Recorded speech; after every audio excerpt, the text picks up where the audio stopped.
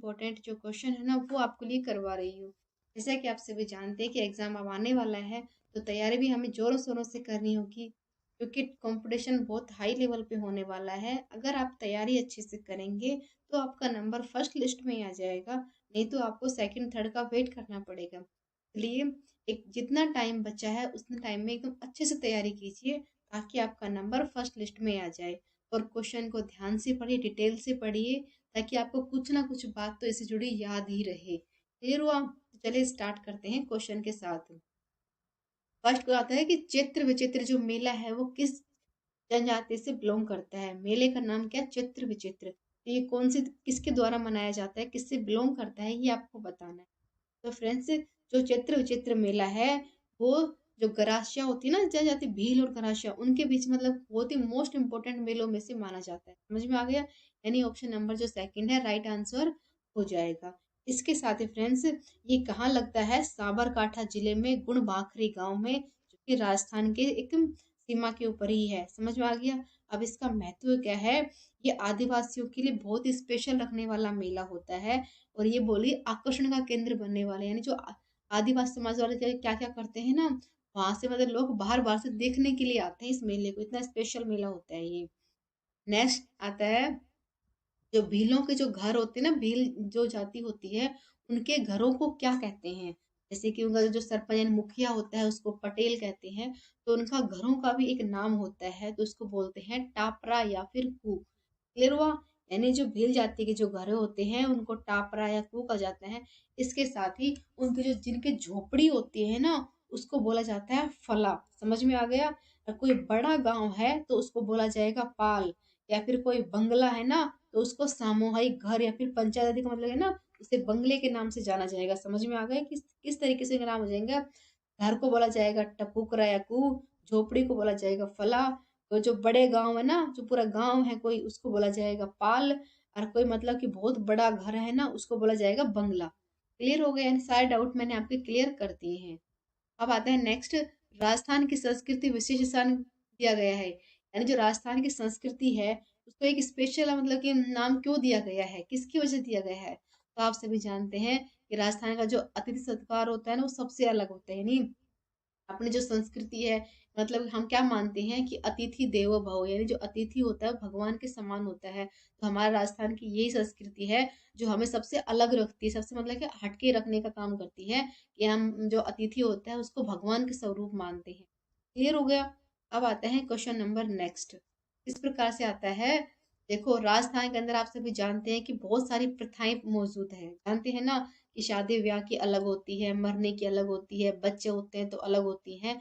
उसी प्रकार से एक प्रथा होती है मोसेर, तो उसको क्या कहते हैं? तो उसको किस नाम से जाना जाता है मोसेर प्रथा को? तो ये बताना है आपको।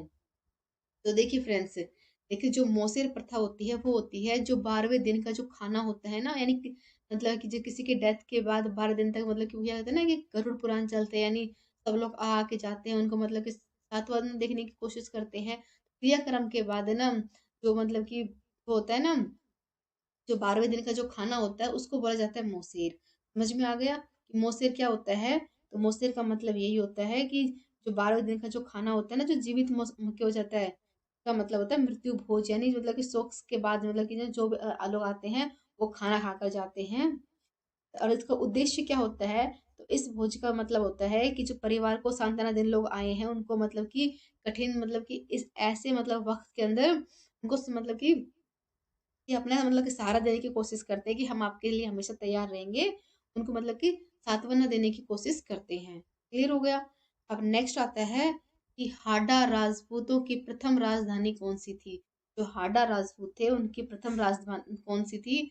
तो वो हो जाएगा बूंदी। क्लियर हो गया? तो कौन सी थी? बूंदी। हाँ की थी हाडा राजपूत चौहान वंश की शाखा थी, जो कि अग्नि वंश से संबंध रखते हैं। मतलब कि कहाँ पर आप, अगर आपसे कोई पूछ ले कि हाड़ौती क्षेत्र कहाँ है फ्रेंड्स, तो आपको पता होना चाहिए हाड़ौती क्षेत्र दक्षिण पूर्व राजस्थान के अंदर स्थित है, जो कि बूंदी के हाड़ौती क्षेत्र के नाम से जाना जाएगा। यानी राजपूतों की प्रथम राजधानी कौन सी? बूंदी। क्लियर हो गया? अब आता है नेक्स्ट, राजस्थान के सी आर दास किसे कहा जाता है? यानी राजस्थान के सी आर दास के नाम से किसको जाना जाता है? तो कौन से आएंगे? मुकुट बिहारी लाल भागल, जिनको राजस्थान के सी आर दास के नाम से जाना जाता है। क्वेश्चन इंपॉर्टेंट है तो ध्यान से पढ़िए। जिनका आंसर आपको आता है उनके कमेंट बॉक्स में जरूर रिप्लाई करना। नेक्स्ट आता है कि गणेश्वर टीला किस जिले में स्थित है। एक टीले का नाम आता है गणेश्वर टीला, लेकिन तो वो किस जिले में स्थित होता है। देखिए फ्रेंड्स, जो गणेश्वर टीला है, जो कि एक बहुत ही महत्वपूर्ण ताम्रपाषाण युग का मतलब सभ्यता से बिलोंग करता है, जो कि राजस्थान के सीकर जिले यानी नीमका थाना तहसील के अंदर मिलता है। समझ में आ गया, यानी सीकर जिले के अंदर पड़ता है, जो कि कहाँ पर है, नीमका थाना तहसील में पड़ता है। अभी क्यों स्पेशल है फ्रेंड्स, पूछ ले तो यहाँ पे यह एक प्राचीन मतलब अरावली की पहाड़ मतलब है ना कि ढलान रेतों से बना हुआ एक कांतिल नदी का स्रोत है, इसकी वजह से ये फेमस है। अब वहां पर क्या क्या अवशेष मिले थे, कोई पूछे तो आपसे, तांबे के औजार, तीरे का सिर, मछली, चूड़ियां, छेनी आदि के अवशेष मिले थे। और इसकी खुदाई कब की गई थी फ्रेंड्स, तो की गई थी 1977 के अंदर इसकी खुदाई की गई थी। ये इसके लिए इम्पोर्टेंट है, जो आपको पता होना चाहिए। कहाँ पर है, अरावली की पहाड़ियों के ऊपर है। स्थान कौन सा हो जाएगा, सीकर जिले में नीम का थाला से मतलब कि 10 किलोमीटर दूर, मतलब कि दक्षिण पूर्व दिशा के अंदर ये जगह पड़ती है। समझ में आ गया। अब आता है नेक्स्ट क्वेश्चन, राजस्थान में मुस्लिम संत मीरा साहब की दरगाह किस दुर्ग में स्थित है। यानी राजस्थान के मुस्लिम संत है मीरा साहब, उनकी दरगाह किस मतलब कहाँ पर वो स्थित है, तो इसके बारे में आपको बताना पड़ेगा। तो वो क्या हो जाएगी, वो हो जाएगी फ्रेंड तारागढ़ दुर्ग के अंदर स्थित है, यानी जो कि अजमेर में है ना तारागढ़ दुर्ग, वहां पर ये स्थित है। कौन थी, मतलब कि मीरन साहिब थी, जिसको मतलब कि संत मीर सारण के नाम से जाना जाता है। क्या था वहां पे, दरगाह थी। कहाँ पर थी, तारागढ़ दुर्ग अजमेर में। अगर इसके बारे में कुछ इंपॉर्टेंट बताऊं तो तारागढ़ दुर्ग राजस्थान का जिब्राल्टर कहा जाता है। काफी बार एग्जाम में पूछते हैं कि राजस्थान का जिब्राल्टर कहाँ है, तो तारागढ़ दुर्ग को ही राजस्थान का जिब्राल्टर कहा जाता है। और यह दुर्ग अजमेर में ऐतिहासिक तारागढ़ की पहाड़ियों के ऊपर स्थित है। और यहाँ पर दरगाह पर उर्स का आयोजित किया जाए, यानी जैसे कि हम मेला कहते हैं ना, उसी तरह से उनकी लैंग्वेज में इसे उसर का नाम दिया जाता है। क्लियर हो गया। नेक्स्ट आता है, राजस्थान में मेहरानगढ़ दुर्ग में स्थित है, यानी जो राजस्थान के मेहरानगढ़ दुर्ग है वहां पर क्या स्थित है, कहाँ पर स्थित है ये, इसके बारे में बताना है। तो कहाँ पर है फ्रेंड्स, जोधपुर में। समझ में आया। जो मेहरानगढ़ किला है, जिसको मेहरन किले के रूप से जाना जाता है, वो कहाँ पर है, जोधपुर के अंदर है। अभी कब बनाया था, अगर कोई पूछे आपसे, तो 1459 के अंदर इस दुर्ग की मतलब स्थापना की गई थी। ये बात आपको याद रहना चाहिए। और ये कि मतलब ये एक ऐसा मतलब कि पूरे देश में सबसे बड़े किलों में माना जाता है, सबसे मतलब नंबर 1 पे आता है ये। क्यों आता है, क्योंकि इसके जो किले की जो दीवारें हैं ना, वो 410 फीट ऊंची हैं। समझ में आया, यानी 410 फीट ऊंची, तो कितना ऊंचा हो गया ये दुर्ग। तो ये इसकी स्पेशलिटी है जो मैंने आपको बताई। हर क्वेश्चन को ऐसे पढ़ना है कि वो आपको हमेशा के लिए याद हो जाए। नेक्स्ट आता है क्वेश्चन नंबर नेक्स्ट, लकड़ी की जो होती है ना नकाशीदारी होती है, वहाँ के फर्नीचर बड़े फेमस है। तो वो कहाँ के फेमस है, जैसे कि भारत में 2 जगह होती है जहाँ पे लकड़ी के फेमस पूरे मतलब विश्व में फेमस है। तो भारत की 2 जगह है, और वो एक जगह हमारे राजस्थान में भी आती है। तो उसके बारे में आपको बताना है कि वो जगह कौन सी है। तो फ्रेंड्स, राजस्थान की हो जाएगी जोधपुर, और दूसरी आती है बरेली, जहाँ के मतलब कि फर्नीचर बहुत ही फेमस है। अब देखिए फ्रेंड्स, जोधपुर में मतलब क्या स्पेशल है इसके अंदर, तो इसमें ये स्पेशल हो जाएगा जोधपुर में कि राजस्थान का जो जोधपुर शहर है वो एकदम पारंपरिक आधुनिक फर्नीचर, मतलब कि वहाँ के जो फर्नीचर होते हैं एकदम से मतलब कि उनकी कारीगरी मतलब है ना अपनी संस्कृति को ऐसे प्रेजेंट करती है, जिसके मतलब एकदम उभर के अलग दिखाई देते हैं। इसके साथ ही उत्तर प्रदेश का जो बरेली है ना, वहाँ पर एक जो सिकलापुर नाम के स्थान है, वहाँ के फर्नीचर भी पूरे मतलब कि वहाँ के जो कारीगर है ना, वो इस तरीके के डिजाइन करते हैं बड़े पैमाने के ऊपर कि पूरे देश विदेश से लोग मतलब देखने के लिए आते हैं, खरीदने के लिए आते हैं, इतने फेमस है वहाँ के। तो यूपी की बरेली और राजस्थान की जोधपुर हमेशा फेमस रहेंगी फर्नीचर के मामले में।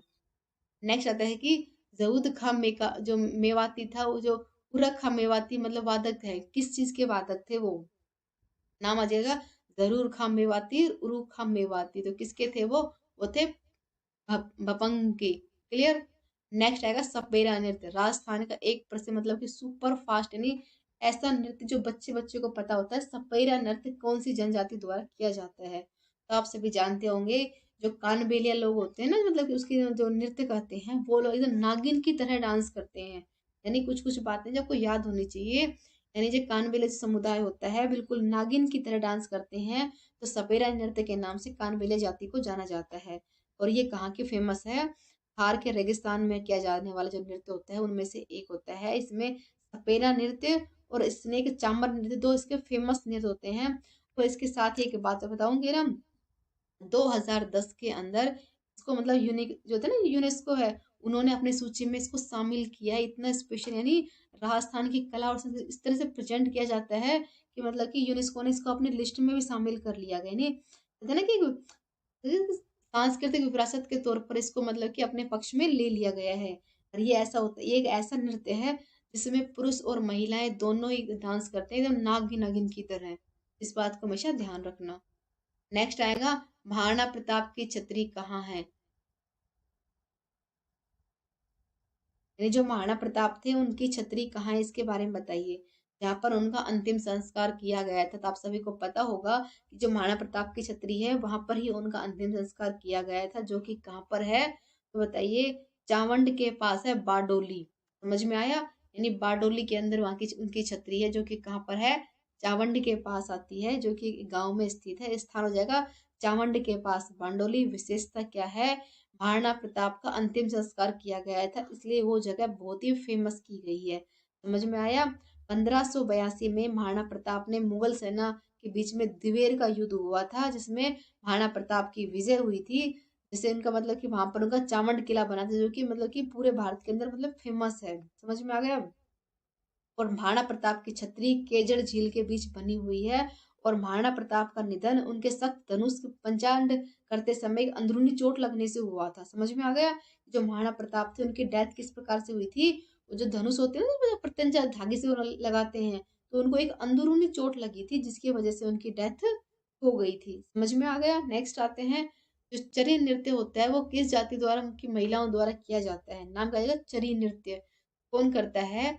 ये जो गुर्जर जनजाति की जो लेडीज होती है ना, वो करती हैं चरी नृत्य। नेक्स्ट आएगा, नोगजे का जैन मंदिर किस जिले में स्थित है? नाम हो जाएगा नोगजा जैन मंदिर। तो कहाँ पर किया जाता है ये? अलवर के अंदर किए जाने वाला फेमस नृत्य में से एक आता है नोगजा जैन मंदिर, जो कि अलवर के अंदर स्थित है। नेक्स्ट आए क्वेश्चन आएगा, राजस्थान के अंदर सर्वाधिक सबसे कम विदेशी पर्यटक आते हैं। यानी जो आप सभी जानते हैं कि राजस्थान तो मतलब कि इतना स्पेशल है, यानी कि ना हवा महल, लाल किला, लाल किला तो दिल्ली के अंदर है, कि जयपुर के अंदर कितनी सारी चीजें हैं, आमेर का किला, मतलब कि जल महल, ये सब चीज देखने के लिए बाहर बाहर से लोग आते हैं। जैसे जोधपुर हो गया, उदयपुर हो गया, जैसलमेर हो गया। यानी हमारे राजस्थान के अंदर हर जिले की एक अलग ही खासियत होती है। तो मतलब कि दूसरे देशों से भी लोग उसे देखने के लिए आते हैं। तो किस लिए आते हैं? तो उनकी मतलब संस्कृति में दिखाते हैं कि मतलब कि पहले के टाइम पे लोग किस प्रकार से क्या क्या करते थे, उनके इतने बड़े बड़े महल थे, किस प्रकार से वो क्या करते थे। तो वो है ना, बाहर के लोग है ना, इनको जाने में इंटरेस्ट लेते हैं, तो इसलिए वो लोग आते हैं। तो किस महीने में सबसे कम आते हैं ये बताना है, यानी किस में सबसे ज्यादा आते हैं और किस में सबसे कम आते हैं, उसके बारे में बताएंगे। तो फ्रेंड्स, नवंबर और जून के अंदर सबसे कम और ज्यादा आते हैं। जैसे कि ना, नवंबर तो मतलब कितना अच्छा मौसम होता है ना, कि गर्मियां जा रही होती है, सर्दियां आ रही होती हैं, तो मतलब एक अच्छा मौसम के तौर पर जहाँ पे सबसे अधिक आते हैं। और सबसे कम की बात की जाए तो जून में सबसे कम आते हैं। तो जून में गर्मी तो वैसे सबसे ज्यादा पड़ती है, और राजस्थान में गर्मी तो सबसे ज्यादा पहले ही पड़ती है। तो जून में सबसे कम आते हैं, बल्कि नवंबर में सबसे ज्यादा आते हैं। समझ में आ गया? और नेक्स्ट आता है, रानी उमादे, जो कि इतिहास में रूठी रानी के नाम से फेमस है, वो किस राठौड़ शासक की पत्नी थी? रूठी रानी। तो उसके बारे में बताइए कि वो किस शासक की पत्नी थी। इतिहास की में पहली थी रूठी रानी, जो कि रानी उमादे के नाम से फेमस थी। बताइए वो किसकी थी? वो थी राव मालदेव की पत्नी थी। समझ में आ गया कि कौन थी? नाम क्या था? उनका नाम था उमादे भाटियानी। समझ में आ गया, जिनको रूठी रानी के नाम से जाने जाते हैं। अब उनको रूठी रानी क्यों कहा जाता है, तो ये बताइए। क्योंकि बार बार पूछ लेते हैं कि भाई उनका नाम तो अच्छा था, रानी भटियानी, मतलब उमादे भटियानी, लेकिन उनको रूठी रानी क्यों कहा जाता है? तो एक बात कही जाती है कि एक दासी को लेकर मालदेव से वो रूठ गई थी। समझ में आ गया? यानी एक दासी के लिए वो राजा मालदेव से रूठ गई थी, इसीलिए उनको इतिहास में रूठी रानी के नाम से जाना जाने लग गया। यानी कमाल की बात है, एक दासी को लेकर रूठ गई तो उनका नाम इतिहास में पड़ गया रूठी रानी। समझ में आ गया? ऐसा हमारा इतिहास है। अब बताइए कि उमादे का संबंध किससे है?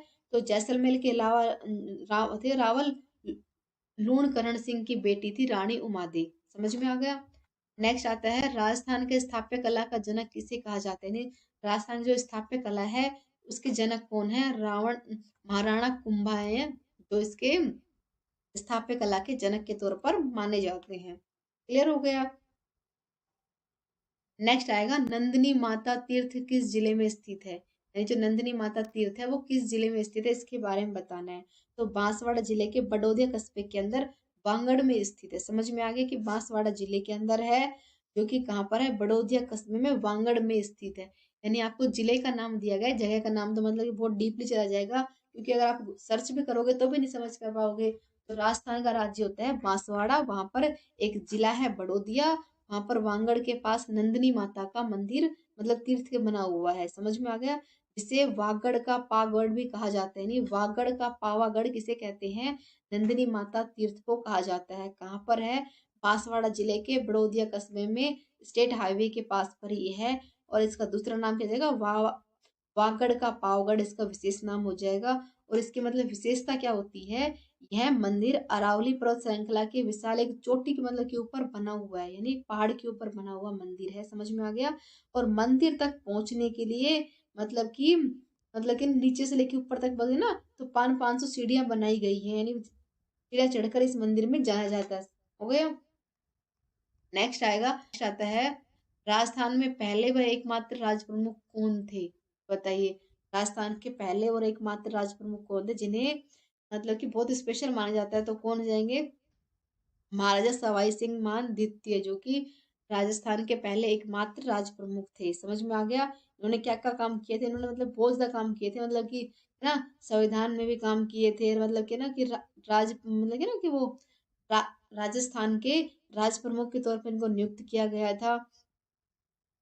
अब आता है लास्ट क्वेश्चन, राजस्थान के प्रथम राज्यपाल कौन थे? यानी अब क्वेश्चन बताइए, राजस्थान के प्रथम राज्यपाल के बारे में आप क्या जानते हैं? इसके बारे में कमेंट में अच्छे से बताना कि राजस्थान के राज्यपाल के बारे में कौन जानते हैं। नाम तो मैं आपको बता देती हूँ कौन था। सरदार गुरुमुख निहाल सिंह जी थे, जिन्होंने 1 नवंबर 1956 के अंदर अपना पदभार संभाला था। उनकी नियुक्ति कब हुई थी? 25 अक्टूबर 1956 में उनकी नियुक्ति हुई थी, यानी नियुक्ति उन्होंने की थी। समझ में आ गया। इसके साथ ही उन्होंने 1955 से लेकर 56 में दिल्ली मतलब कि दूसरे मुख्यमंत्री के तौर पर भी काम किया था, जिन्होंने राजस्थान के राज्यपाल भी रहे थे। उसके बाद उन्होंने दिल्ली के मुख्यमंत्री के पद पर भी काम किया था। तो इसके बारे में आपको अच्छे से पता होना चाहिए। अगर आप इनके बारे में कुछ और चीज जानते हैं कमेंट में जरूर बताना। एंड लाइक शेयर सब्सक्राइब करना। और अपने एग्जाम के लिए ऑल द बेस्ट, तैयारी करते रहिए।